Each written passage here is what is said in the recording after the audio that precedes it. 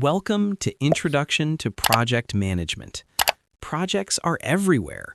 Behind every new product, every system upgrade, every organizational change, there's a project driving it forward.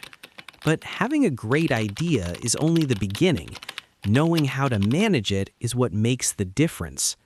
In this course, we'll start by understanding what a project actually is and how project management turns goals into real delivered outcomes.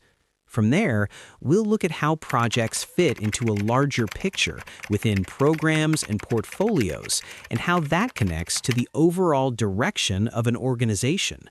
We'll also explore how governance works at both the organizational and project level, and why that alignment matters for making the right decisions at the right time. And we'll go beyond just delivering on schedule, looking at how success is truly measured through the benefits a project creates. Finally, we'll cover the people side of project management, the roles, responsibilities, and the mix of knowledge, skills, and abilities that effective project professionals bring to the table. This is your starting point. Let's get into it.